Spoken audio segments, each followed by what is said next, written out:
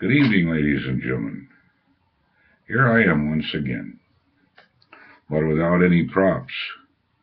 The only props are my eyeglasses, and I really need those to see what I'm doing. But in any case, I think, at least I hope, that I'll be a little bit more polished than I was last time, and we might offset some of the glare. But in any case, the reason why we're here, and I wish we had a fireplace, could sit by the fireplace and relax, but the reason why I'm here is to read excerpts from my book, Pat's Tavern. Now, before I begin, though, I would like to get back to where I was, that is, to thanking Elliot Slavic and helping me take advantage of this new medium that I discovered on the web called YouTube, because then I'm able to talk to you directly, and rather than just read printed material, we can read it directly, probably put a little bit more emotion and feeling into what I wrote. Now, as regards to the stories and poems, or prose as you might have it, I try to connect them to the subject matter at hand. It kind of brings it out a little bit better. But there again, I have injected stories that I, in some instances, refer to as flights of fantasy, or Fantasyland. So I will read you probably a few of those because they're entertaining. But in any case, I will start right now, and I'll read you a couple of short stories that I wrote that falls under Fantasyland. So we'll pick the book up here, and without getting too much glare, and I hope I'm better organized, we will talk about, on page 47 of the book, we'll turn our page here, page 47, 45, 46, 47. Okay, sorry about that. It's page 50. So, I let my imagination sometimes get carried away. And when I do, I just have thoughts that I want to express. But this one here is called The Mirror. Now, the young man stood to one side, and he watched as the old man sat down and stared into the mirror. What he witnessed was almost beyond his ability to describe, as the mirror reflected all kinds of different hues and colors and shapes and images. There were scenes of peace and tranquility and loving and joy and happiness. As the old man sat there, he smiled and nodded as if in agreement. Sometimes he laughed or giggled and even scratched his head as he seemed puzzled at what he saw. He truly was taking in all that which he enjoyed. As he got up to leave, he nodded at the crowd and smiled and tipped his hat as if to wish everyone a fond farewell. The young man then watched as the line moved forward, and another man sat down. This man suddenly became repulsed at what he saw. He began to swear and curse, and flailed his fists and arms in the air. He truly was agitated. It was beyond the young man's comprehension to to understand or even explain what was taking place as compared to the previous man. He could only describe it according to what he imagined might provoke someone in a madhouse. As the man got up, he spit and shook his fists at the crowd. He appeared to be filled with hate towards everyone. With that, the young man slipped around the crowd to catch a glimpse of the sign that had been posted next to the mirror. As he read it, he began to stare in wonderment at what had taken place and what the sign read. It said, "Catch a glimpse of your mind's eye. See into the depths of your inner thoughts and soul as you gaze into this wondrous mirror." Now, let us turn to another story that popped into my mind called The Trap. The explorer had left the village to go on his own. As he walked along the path through the dense jungle overhead, the ground suddenly gave way. He found himself caught in what seemed to be a bottomless pit. Worse yet, there were a number of sharpened wooden stakes pointing upwards, and one of them penetrated his thigh. He could not move, let alone stand. He began to feel his life's blood flowing out and soaking his trousers. He started to call out, but then realized he was miles from the village, and it did no good. He began to accept his fate, and that he might bleed to death, and there was no way to climb up and get out. The end result would be that maybe months or years from now, someone might discover his remains and at least give him a proper burial. After a considerable time, he saw a movement overhead. As it moved back and forth, he thought, "Snake." He then noticed that it appeared to be making a grasping movement, and not only was it hairy and resembled a hand, but it was attached to even more hairy and massive arm. As the hand moved past him, he reached out and grasped it, and the huge hand squeezed down on his so hard that he thought it would crush his own. Suddenly the arm gave a big yanking motion, and up he flew, only to find that he was standing and looking up at a towering ape. As the ape looked down at him, he felt as if he was going to collapse, and with that the ape closed his arms around him so tight that he thought his ribs would break. He then looked up at the ape's face and could detect what appeared to be a smile and large melancholy and understanding eyes. With that, the ape turned and ambled away and drifted off into the jungle. The explorer then removed his belt and drew it tightly around his leg in order to stop the blood flow. He then picked up a large stick to use as a crutch in order to make it back to the village where he could get medical help.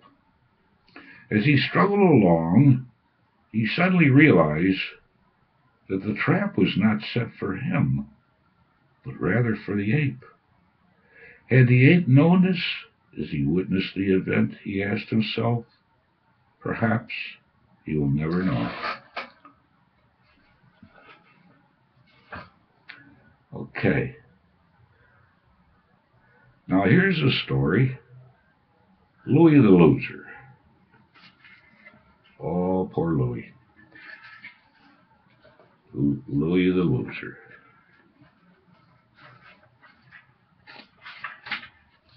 Okay. The story of Louis the Loser, or sometimes losers win. Louis was oftentimes seen jerking his way through town with his head quickly bobbing up and down, and at the same time moving it back and forth from left to right. The only peril that Louis presented to others was if he decided to spit and he happened to be standing close by. This meant a person had to have pretty good reflexes to get out of the way. Some say that Louis's condition came about the day that his father drove across some railroad tracks at a high rate of speed while his mother was pregnant with him. Whenever someone asked Louis what he wanted to be in life, as they were concerned for his future, he always replied, a race car driver. That is when old grandmotherly types would say to one another, how sad. It all changed the day that Louis realized his dream. As luck would have it, Larry the Lush was attempting to park his car with the front door open, and he fell out into the street. Seizing the opportunity as the motor was still running, Louis jumped in and mashed down on the gas pedal. Upon seeing what looked like a guided missile bearing down on them while they were crossing the street, Nellie the nag's husband jerked her back to the curb, and in so doing dislocated her jaw.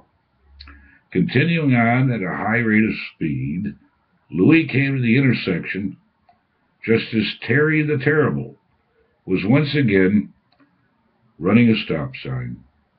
Terry's nickname came about as he was always running cats and dogs and even mothers with buggies off of the streets. Upon hitting Terry's car broadside, it was quickly reduced to a mangled mess. Still, the car Louis was driving kept going. As Terry crawled from the car, he looked up to see Louis bearing down on a robber running from a bank with a gun in one hand and a sack of money in the other. Louis hit the robber so hard that the gun he was carrying was knocked back to the sheriff, who was chasing behind.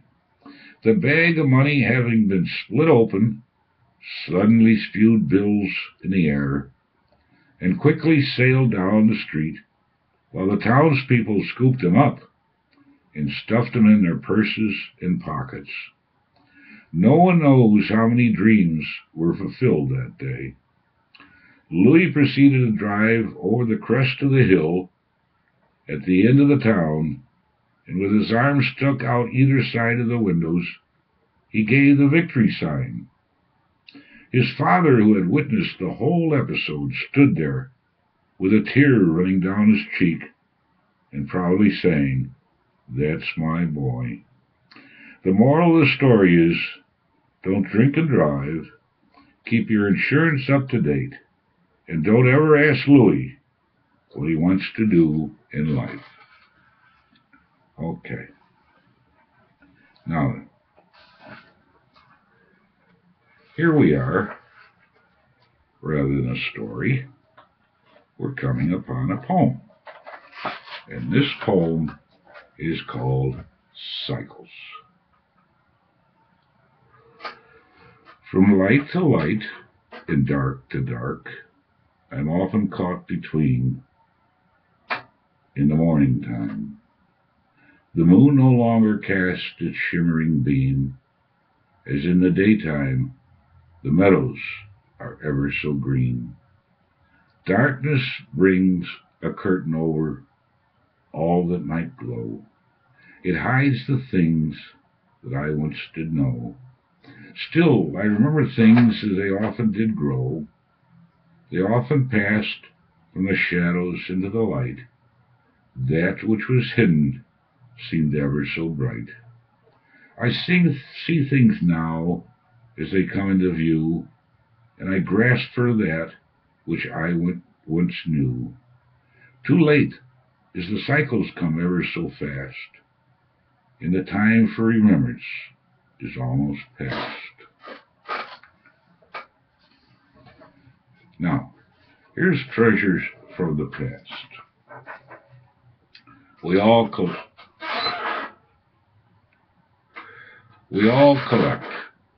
treasures from the past. How fickle life can sometimes be. Kept in a box and tucked away are treasures from the past that have seen a better day. They have no value, that much is true. It only matters what they meant to who. A beautiful flower pressed in a book would crumble to dust if someone took a look. A beautiful lock of wondrous hair from some maiden fair had turned all gray, even if she is still there. A scarf or hanky with a wondrous scent faded away, and without even a hint, reduced to nothing but lint. A broken locket with a photo inside too, the image so faded, can't remember who. A ticket to some big-time show or fancy place, now all gone and turned into a parking place. Trinkets galore from some carnival passing through town, the Ferris wheel and merry-go-round, just piles of rust in the ground. A golden ring with a shiny sheen, now all covered in bluish green. Photos of places of long ago, now covered in dust that the winds now blow. Worthless tokens exchanged for hard-earned cash. Still, they remain locked away until the day when a person can no longer stay, and someone will say, burn the whole damn lot and reduce them to ash.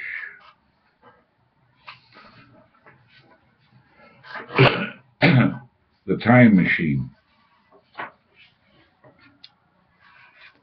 Here we have to let our imaginations lie. 2 kitchen chairs back to back, sitting on the floor. Don't be afraid as I turn out the light and close the door. You in one and myself in the other, we will travel to a place that is lost in space. See, I told you. As we turn back the clock, look below. There is our old city block. Maggie and her little brother, always in tow. Where they're headed, I do not know. Little Susie, covered in freckles, from her brow to her chin, she always smiled with a smooth, toothless grin. And then there was Sally with knobby knees. When she wanted candy, she always said please. Watch as they jump rope, and 2 at a time took skill. As the other girls turned, it gave them a thrill. Penny candy at the corner store, you could smell the sweetness as you walked in the door. Give them a nickel, and you always got change, as they put them in a brown paper sack, bubble them as the brown paper bag, and always smiled as you turned to look back. Bubblegum came with a baseball card that you often traded in the schoolyard. Billy had a jackknife and could whittle a stick or make a boat that was pretty slick. Bobby had a sack of marbles, and he always won. Losing to him was not very much fun. The street lamp served as our playground light, although it was never very bright. Hopscotch was a girl's game, that much is true, and they laughed with joy as they reached sky blue. Cops and robbers was our game. If you shot him in the leg, he always came up lame. Saturday matinee was our thrill. 3 cartoon movies and cowboys and Indians fill the bill. Now we must return and make it to port, as our time is running short. If we hurry, we might catch them as they pass through the years, but you must never let them see your tears. So that's the time machine. Now, we'll turn to some other stories that prose, you might say. Handwritten. So let me turn here. Gotta find our index. We'll be alright. Yep. So we've gone through Louis the Loser and the like. And let us go, because I come from, my ancestors were coal miners, I thought I would pay them tribute with something that I wrote.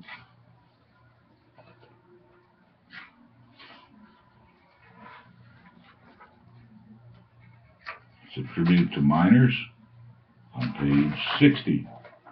Let's go to page 60. 52.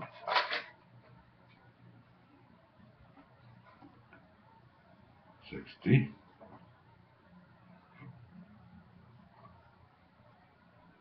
52. Okay. We're getting there, folks. Don't be alarmed.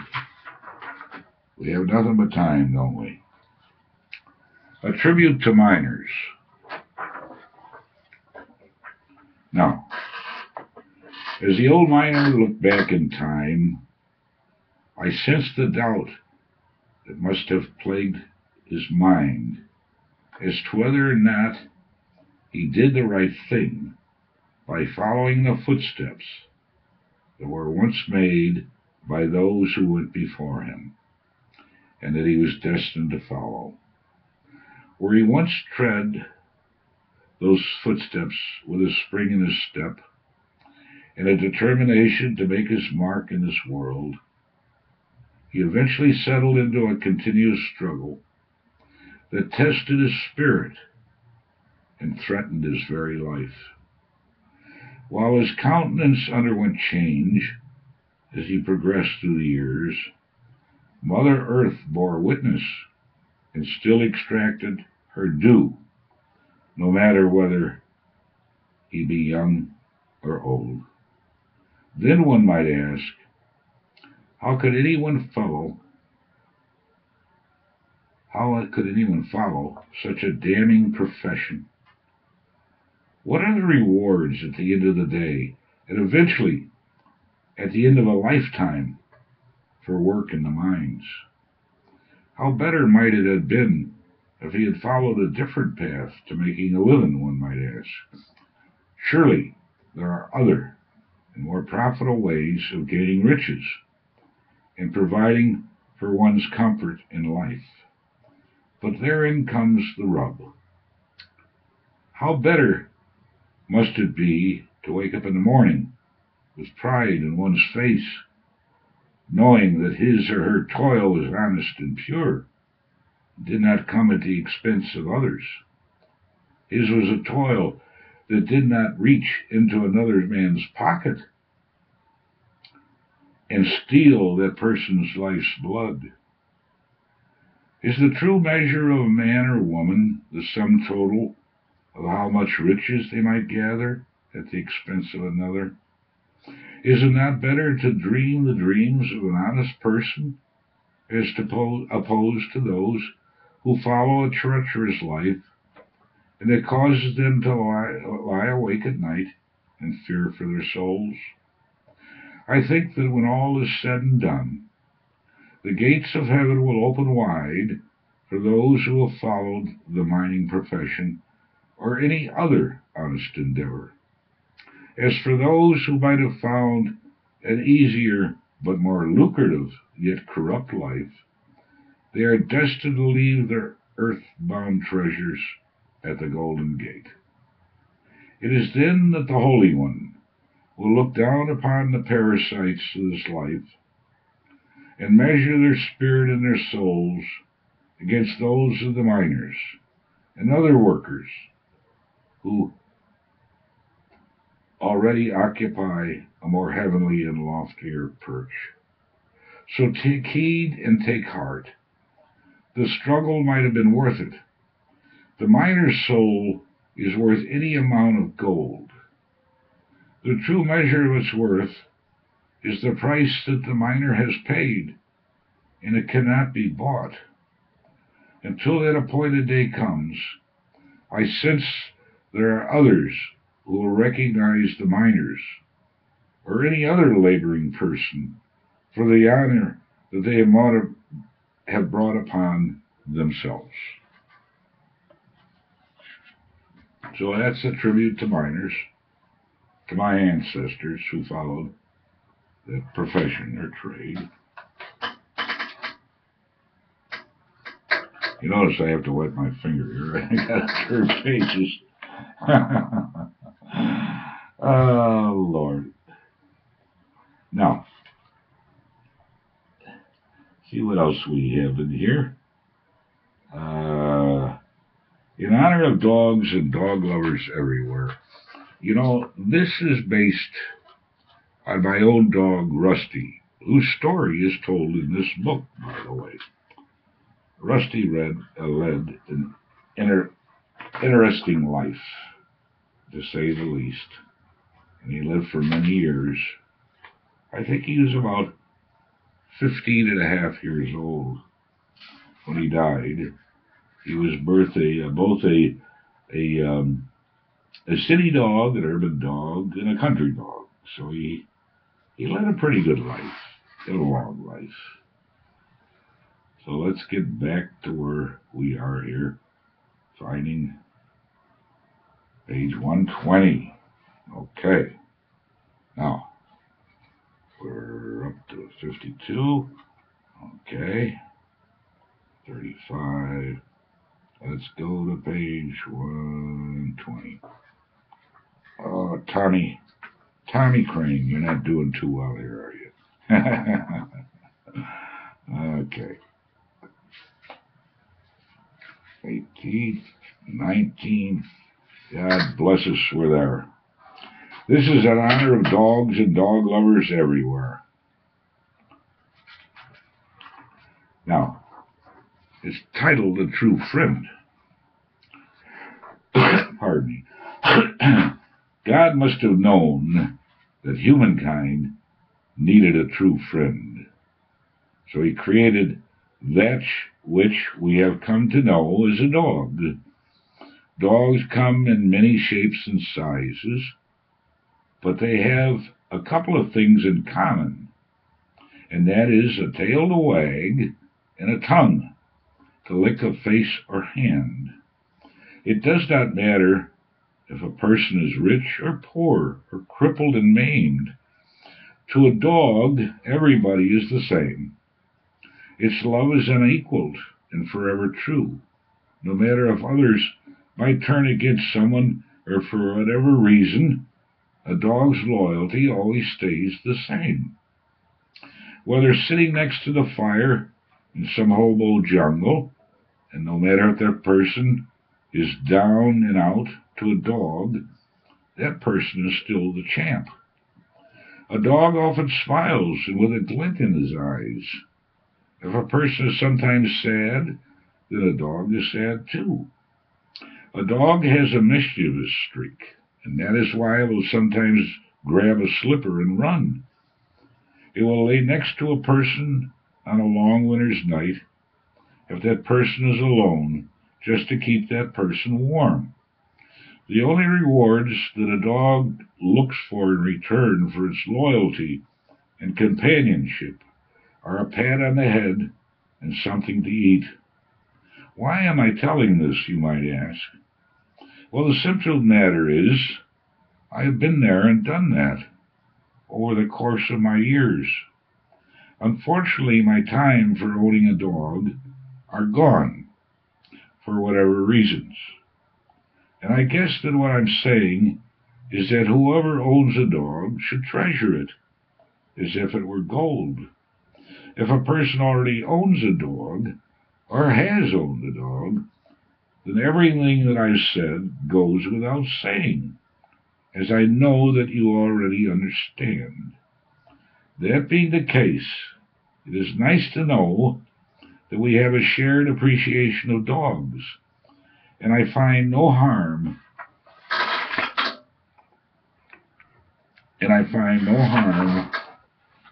in putting it into words.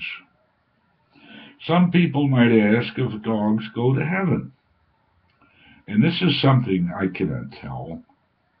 All that I know in my heart is that depending on the type of person, the type of life a person has led, when it comes time for God to make a decision on where that person should spend eternity, you can bet that a dog will be waiting for that someone, even if left standing at the gates of hell.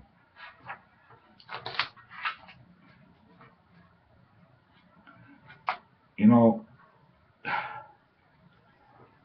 I concluded this book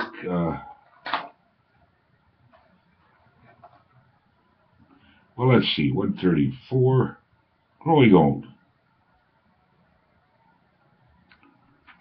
And 134, this book is 136 pages, so let's look at 134, Growing Old, and that's at the stage that I am right now. Yes, we are. Time is slowly slipping away, and the older you get, the faster it goes. There's no doubt about it. Now, growing old, I once asked my father, how can a person know when they are growing old? He answered in all of his infinite wisdom, by the number of people you once knew who are no longer here. It is with that thought in mind that I pay tribute to all those who I once knew, loved, and valued as a friend. As I go back in time through my memory, I renew old relationships. I remember many of the things that we did together, whether good or bad. I remember your smiles and laughter, and even the unfortunate things that you might have experienced. And because of that, the sorrow that you might have shared with me. Although I might not have been capable of providing you with the comfort that you sought, you at least confided in someone who you considered to be a friend. Friendship goes both ways. It is a compliment to be someone's friend. A friend is someone that you can trust and knows the depths of your feelings. You might have known me or seen me at my worst, and I might have recognized your own shortcomings. But the important thing is, we still remain friends. As I think back in time, I want each and every one of you to know I am grateful that I am still capable of carrying those memories with me, because I sense that through the grand scheme of things, your souls are still out there and somewhere, even though some of you no longer walk this earth.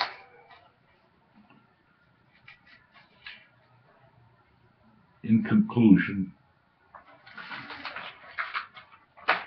I might have skipped over a few things in my haste to not tie this recording up too much, but this is what I concluded about Pat's Tavern. I truly hope that you enjoy your visit to Pat's Tavern, because I enjoyed taking you there. Admittedly, much of what you witnessed or read exists in my own mind, but it was nice to share my thoughts with you. Even though some of the events that took place occurred in the distant past, those who were a part of the happenings I still see as shining stars that drift through the universe as their memory remains ever so bright. Thomas J. Crane. So, in submitting this book to a number of publishers, it probably did not fit their bent or need, but at least to me, I tried to build into it enough meaning or emotion about my life that revolved around Pat's Tavern or the neighborhood of Woodlawn. There are other episodes in here talking about things that took place, especially my father. But I hope by reading some of these, you might have gained some idea of what Pat's Tavern is really all about. Pat's Tavern is a place where not only stories and poems, but history is recorded. History of a neighborhood, history of Woodlawn. So I hope you enjoyed our little video. I'll be back again, and when I do, I thought maybe I might get involved in it, because I like to intersperse poetry in a lot of my writings. The next time I see you, I'll read a few poems from my book that's been published, Green is the Valley, Blue are the Hills. So, with that, I'll say farewell for the time being, and hopefully I'll be back again.